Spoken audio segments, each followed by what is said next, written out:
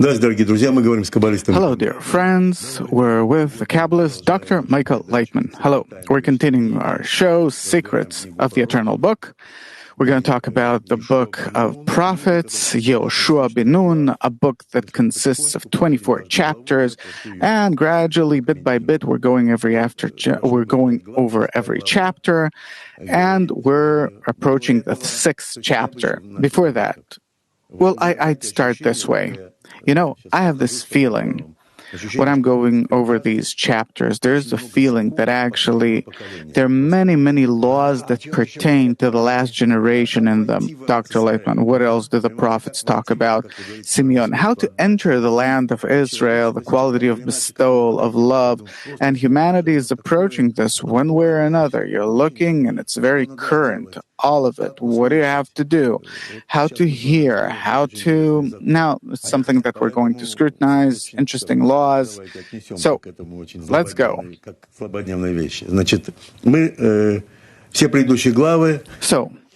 In all our previous chapters, we talked about how the Israelites crossed the Jordan River, how the waters of the river stopped, how the manna stopped falling, that the Creator all the time says that this land was given to the Israelites, to Israel, but if they will obey His laws. Dr. Leitman, look, this is the only condition, Simeon. In the meantime, everything's going fine. And now we're talking about the falling of the city of Jericho. Then it says that. Just a second to find it. And God told Joshua, look, I give Jericho and its king and the mighty warriors into your hand. So, this is under condition that you keep my laws, Dr. Leitman. Of course, who else can you give it to? If you don't keep the laws, observe them, then I can't give it on to you, Simeon. And he says, mighty warriors, meaning, Dr. Leitman, obviously, no nation that approaches the entrance to the Holy Land, meaning the quality of love and bestowal, mutual love and bestowal, is worthy in and of itself. It's only if they agree to keep these laws, then they're granted entrance, permission to enter. It's all preparation in the meantime. And therefore, they're at the entrance to this land. Simeon, can we say that mankind is in this preparational phase to enter the land of Israel? Dr. Leitman, humanity, if we're talking from above, how they're being prepared, but how humanity feels itself down below. People completely don't understand what is going on with them. They are unconscious, unaware of what's going on. They're in a half-conscious kind of state, meaning something's going on, but what? It's unclear. Simeon, and nonetheless you're saying that we're entering the last generation, Dr. Leitman, because actually there are a few thousands of people that understand the meaning of what is going on, and that we will nonetheless have to take this mission upon ourselves and do what we have to do. And about the others, there's nothing to talk about. Meaning, if a person doesn't get an awakening from above to come out into the quality of love and bestowal, you can't ask anything of him. He remains on the level that's awoken in him. Simeon, you're saying a few thousands, tens of thousands. Gradually we can envision them as those Israelis approaching the border. Dr. Leitman, they're gathering from all parts of the world. It's not that it's physically, but they will start ascending, and gradually they will create this kind of force. Simeon, of the first to pass, that the rest of the world will pass after them.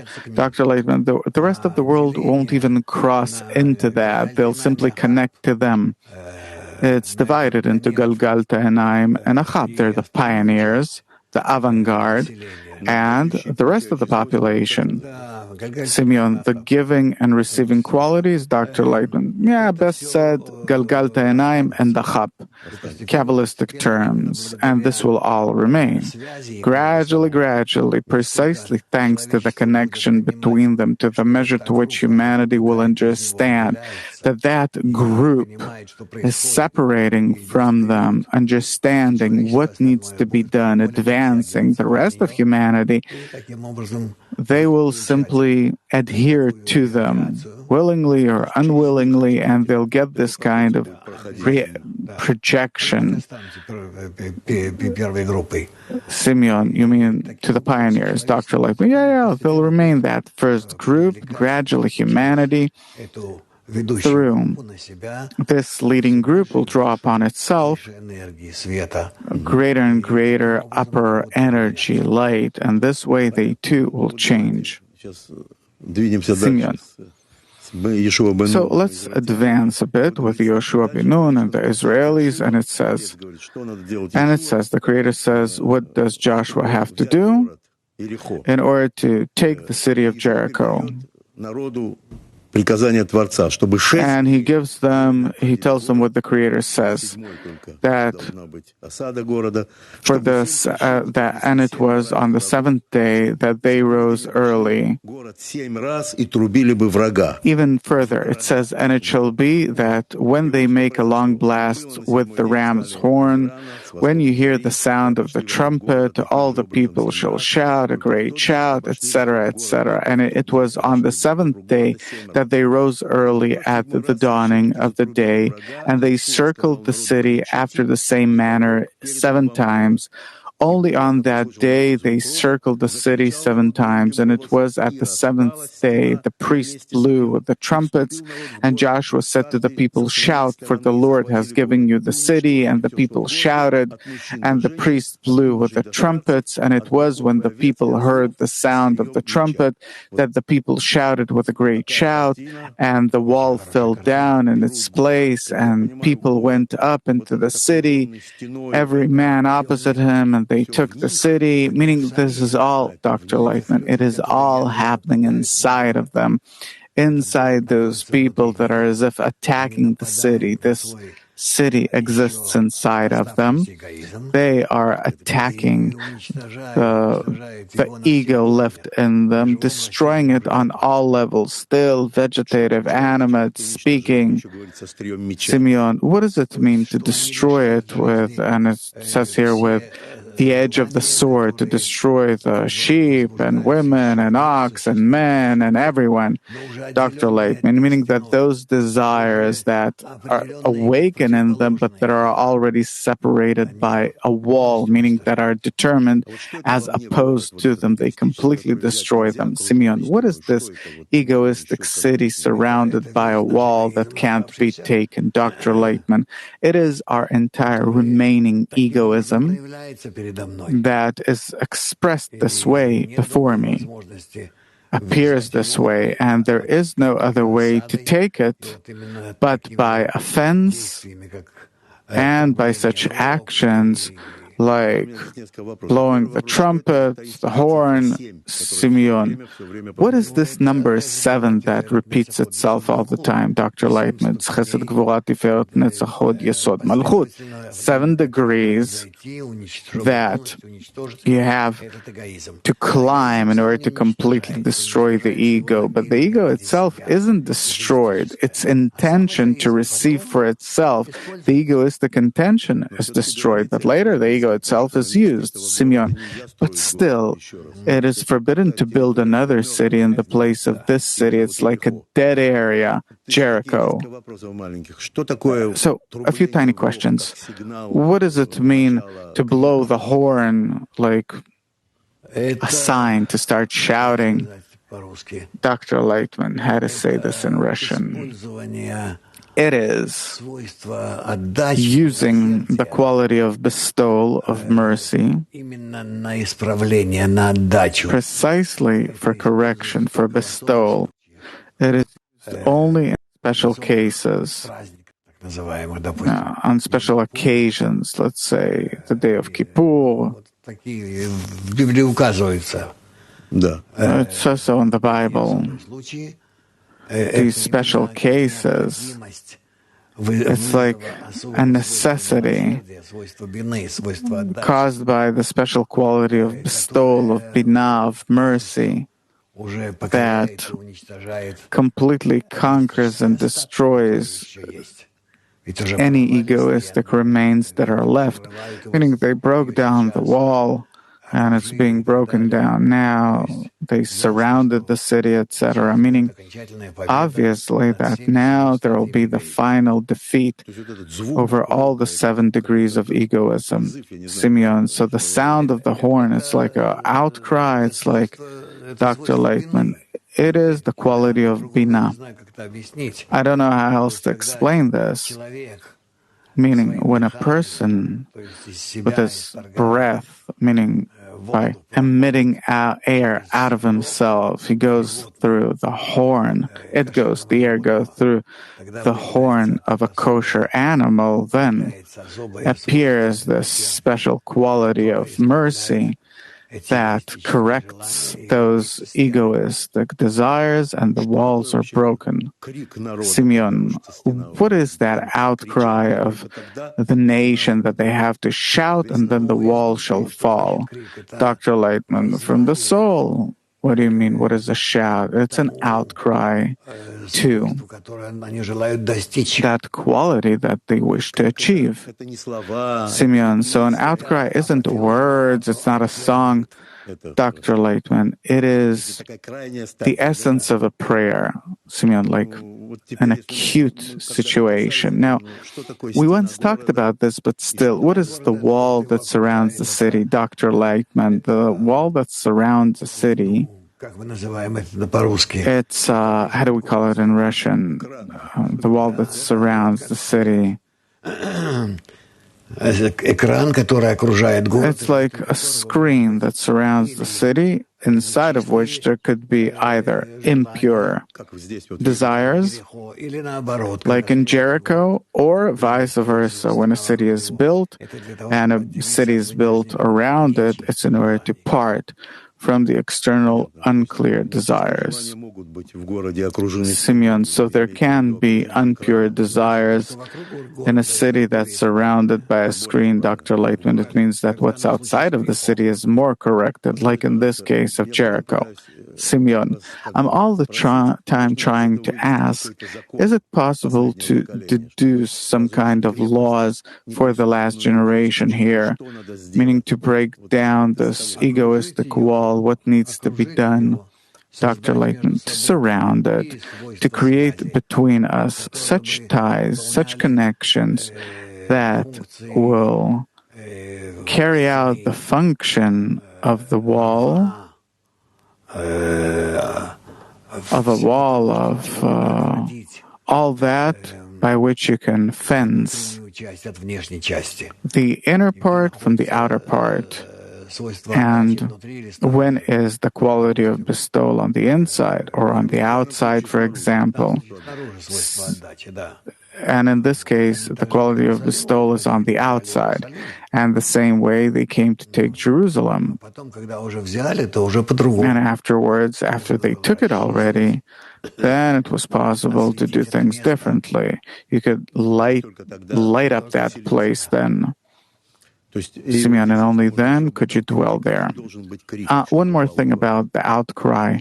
In order for the city to fall, what kind of outcry should it be, and laws that one can keep now in the last generation? Dr. Leitman, the laws of the last generation are simple.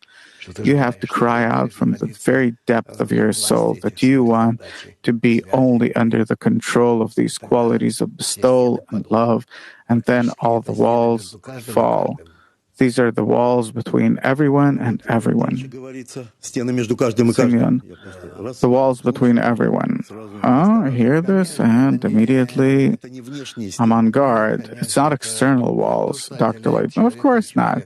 It's that which separates between people, Simeon. So we're all the time saying that this wall inside of me, for it to fall, and then all walls fall, Dr. Leitman. Of course, Simeon, once it falls. Okay, let's continue. Not all Israelites were destroyed. There was this prostitute, Rahab. She helped the Israeli spies, and they promised to help her relatives, and so it was. Now, what does it mean that inside the city of sinners, there is such a point? What does it mean, Dr. Laitman? That's how it always is.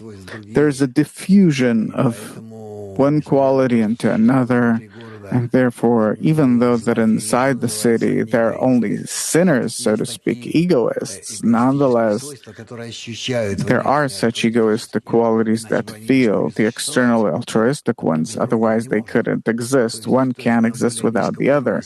So on a lower, more hidden level, there is a connection nonetheless.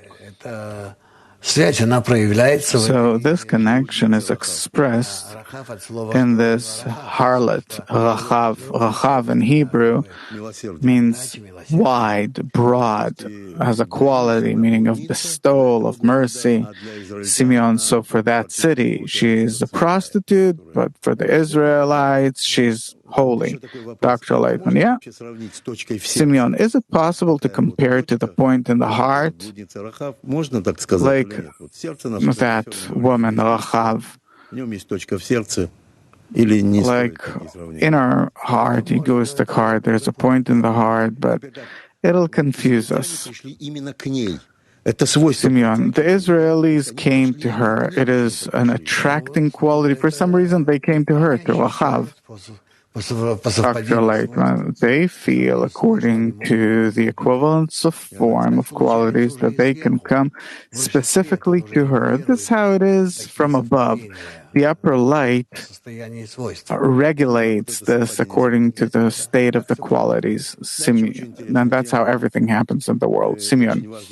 Then there's a very interesting topic, maybe the most interesting moment, or there is silver, gold, all of that had to be given to the treasure, into the treasury of the Creator. But there was one thing, the Creator said not to take the band. And He said, if you will take something from the band, you will bring about your own destruction by taking any of them. Dr. Laitman, it's a deeper examination of the correction, actually.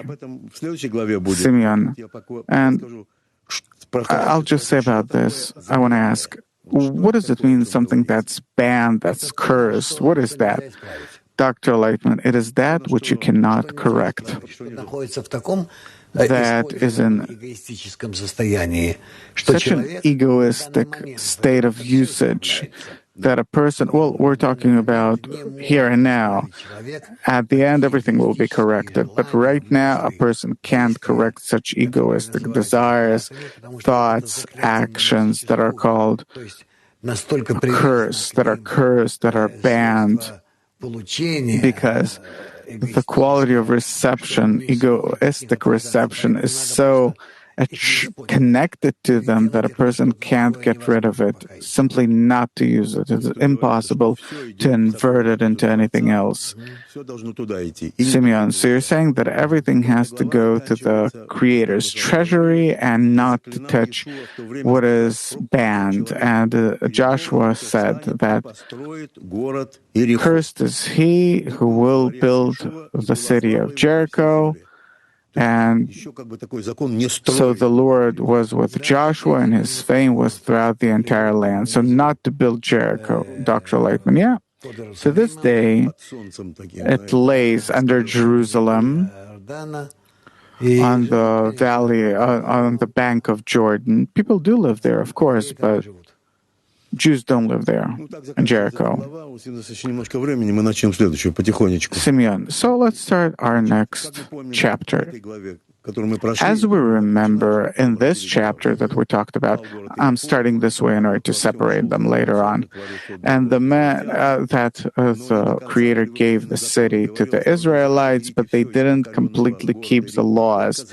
And it was told that you can take anything from the city of Jericho, but don't take what's banned. But some Israelites took it nonetheless, meaning after Joshua sent his men to take the city of Ai, and it seemed that it would be easy to do. They went there, being sure that the Creator is with them, and then it says, and the men of Ai smote of them about 36 men, and they chased them from before the gate, even onto Shevarim, and smote them at the descent, and the hearts of the people melted and became as water. There was a heart, and it became water. Dr. Leitman, the heart is nonetheless the accumulation of the forces of Gvura and mercy. And therefore, it's restricted and works this way from one quality to the other. That's why it pumps this way. And this way we exist. And they took such qualities that you can't correct, that are banned, that are cursed, and so they weren't punished, but the result of using these qualities that you can't correct, this is the result, Simeon. So these two qualities of Gvura and the other one disappeared. What does it mean that it turned into water? Dr. Leitman, pure water, pure quality of Chasadim remained in them, but without any force in it, without any power. And that's it. Simeon. Later it says, there's a drama going on. We already saw and heard something similar from Moses, and Joshua rent his clothes and fell to the earth upon his face before the ark of the Lord until the evening, he and the elder of Israel, and they put dust upon their heads. And Joshua said, Alas, O Lord God, wherefore have you brought this people over the Jordan to deliver us into the hand of the Amorites, to cause us to perish?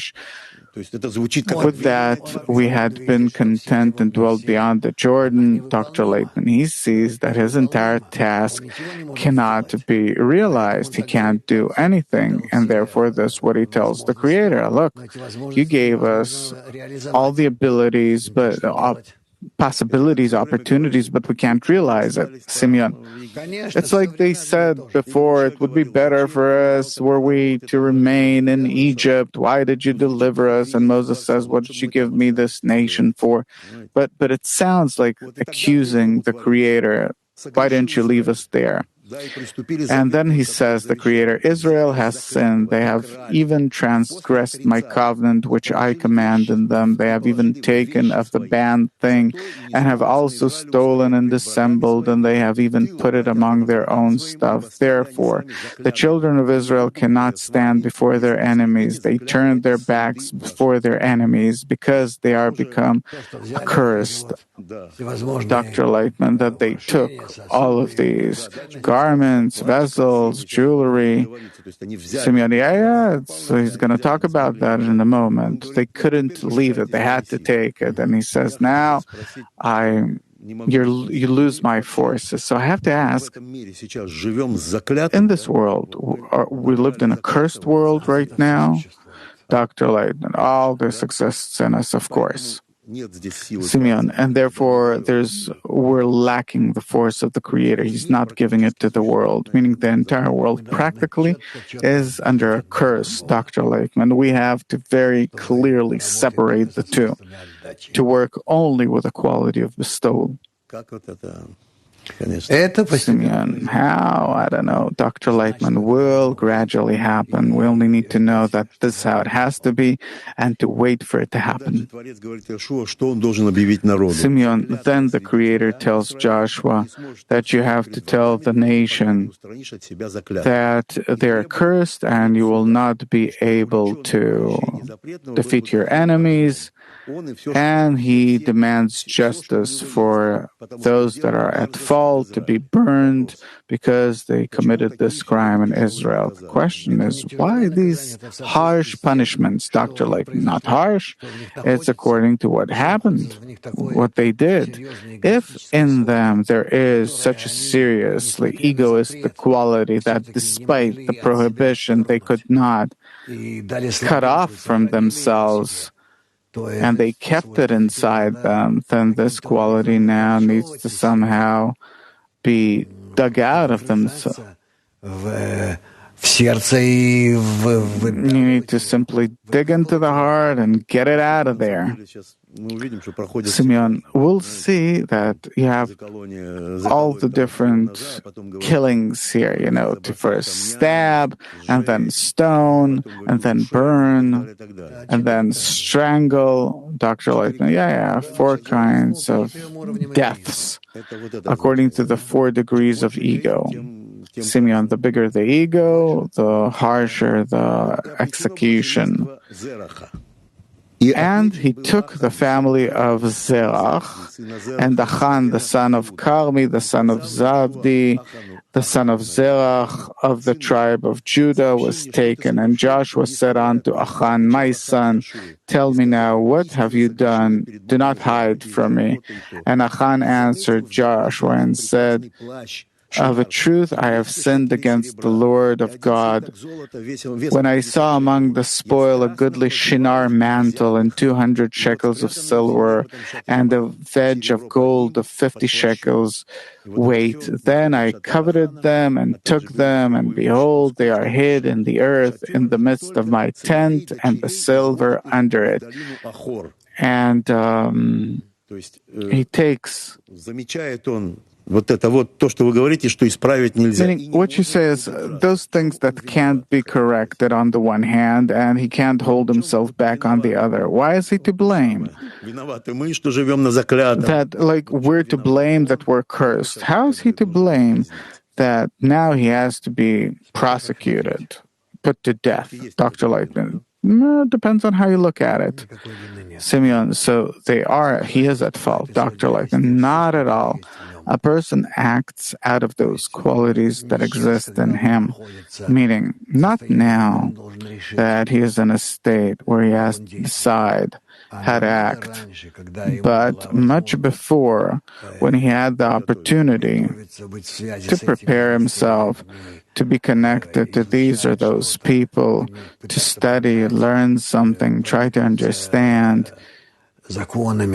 be permeated by these laws, then he had the opportunity to correctly, properly prepare himself to keep these commandments. But now it is no longer possible. When the Creator says, do this, but don't do that, it is already clear that the period of preparation is over, and a person will now act according to those qualities that speak in him. Simeon, okay, and then it says, and Joshua said, why have you troubled us? The Lord shall trouble you this day. And all Israel stoned him with stones, and they burned him with fire and stoned them with stones. And they raised over him a great heap of stones unto this day, and the Lord turned from the fierceness of his anger, wherefore the name of that place was called the Valley of Achan unto this day. Dr. Leitman, Achan, meaning posterior, the other side. Simeon, we all the time said that God is as if jealous, Dr. Leitman. It's simply the desire to bring mankind to its complete correction. Simeon, so it's more like a father, Dr. Leitman. Of course, and therefore he has to take them through these, so to speak, trials to teach them what does it mean to be holy, to be on the level of the Creator. Simeon, last question. Would it be correct to deduce from this that those that breach a law will be put to death, etc., etc.? How do you decipher or explain this, that there's a curse? Dr. Leitman, there are qualities on every degree, on every level, and They exist only for that level or degree. And they can be corrected. And it's necessary to realize these qualities on this specific level, otherwise it can't rise to the next degree. And unless you do that, you will be destroyed on the degree in which you are in right now, because nothing can grow from you. Simeon, what's the curse for the last generation? Dr. Layton, practically everything's cursed, from the smallest to the greatest, prohibitions, conditions.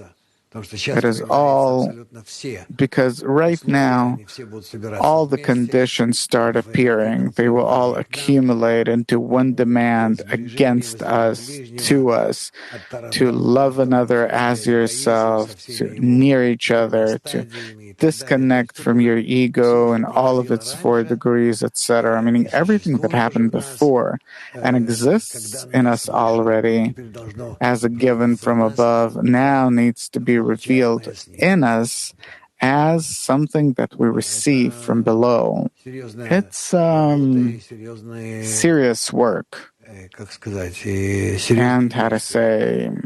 serious actions. So much so even that there were such great Kabbalists who said that I wouldn't really want to live in those times. Simeon, it will be so acute, Dr. Layton. Yes, but on the other hand, everyone will have to, regardless of when did you live. And to overcome all of this will be very non-simple, and therefore we have to act decisively to understand what's ahead of us, and then it will not be a problem. It all depends only on our understanding of what the prohibition is and how should we work with it. Simeon, okay, it's very clear. I still have many questions. Dr. Lightman, one way or another, everything will clear up on each and every step. Simeon, yeah, we see how everything repeats itself, but on a new degree. Thank you.